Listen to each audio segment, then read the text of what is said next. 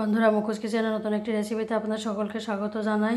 দেখুন এখানে রেখেছি এই যে চিংড়ি মাছ, বাজার থেকে এনেছি এরকম চিংড়ি মাছ। আর এখানে এরকম এগুলোকে কাঠচাঁদা বলে, এই যে চাঁদা মাছ। এই মাছগুলোকে ভালো করে ধুয়ে আমি ভালো করে কেটে নেব। কেটে নিয়ে এই মাছগুলোকে দিয়ে, আর এখানে একটা কাঁচা আম রেখেছি, এই যে কাঁচা আমটাকে দিয়ে এটাকে আমি টক রান্না করে দেখাবো। এই গরমের দিনে এইটা খাওয়া শরীরের পক্ষে খুবই ভালো। যা গরম পড়েছে, লু বইছে একেবারে। এর মধ্যে এরকম একটা জিনিস যদি বানিয়ে খাওয়া যায় তাহলে খেতেও ভালো লাগবে আর পেটও ঠান্ডা থাকবে। তাহলে চলুন আমি মাছগুলোকে ধুয়ে এখন কেটে নেব।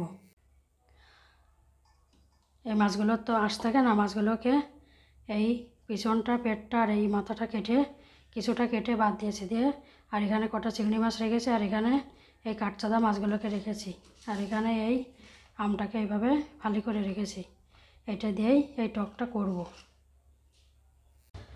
কড়াতে পরিমাণ মতো জল দিয়ে মাছ আর চিংড়ি মাছটাকে দিয়ে দেবো এর মধ্যে।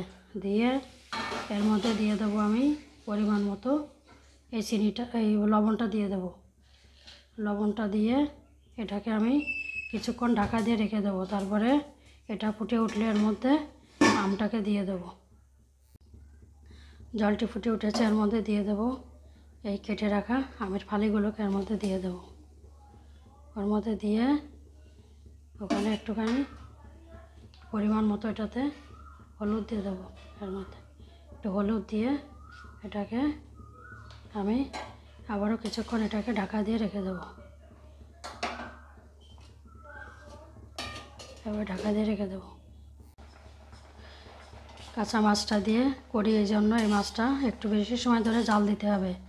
এই যে মাছটা পুরো সিদ্ধ হয়ে পুরো তৈরি হয়ে গেছে, আর এখানে এই যে এটা আমটা পুরো সিদ্ধ হয়ে গেছে, এই যে সিদ্ধ হয়ে গলে গেছে পুরো।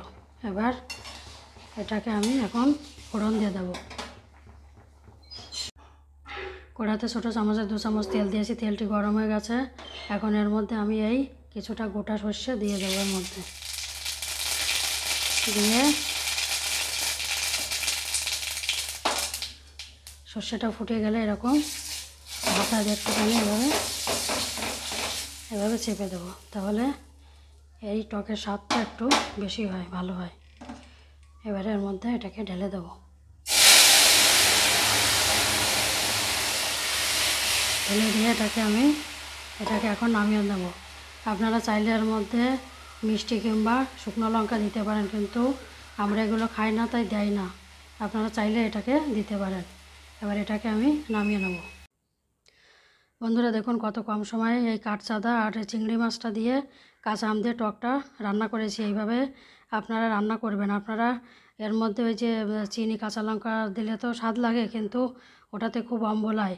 এইভাবে আপনারা রান্না করে খেয়ে দেখবেন কত ভালো লাগে। আর যদি কারো এরকম কাঁচা মাছে অসুবিধা হয় তাহলে একটু মাছটা একটুখানি ভেজে নেবেন। আমরা তো জন্ম থেকে এইভাবে খেয়ে আসছি, এই জন্য এটা আমাদের কাছে ভালো লাগে, তাই এইভাবে আমি তৈরি করি। তাহলে আপনারা এইভাবে তৈরি করবেন। আর এরকম দেখতে কত সুন্দর হয়েছে দেখুন। এইভাবে এই মাছ দিয়ে পুরো এটাকে খানিকক্ষণ জাল দিলে পুরো মাছটা একদম খুব সুন্দর রেডি হয়ে যায়।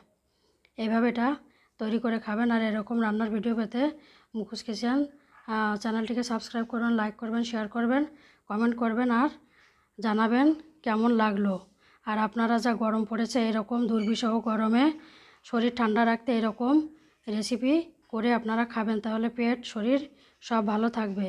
আমটাইতে আপনি অনেক গুণ, আমটা খেলে পেটের পক্ষে খুব ভালো। এইভাবে কাঁচা আম দিয়ে তৈরি করে খাবেন আর সবাই ভালো থাকবেন।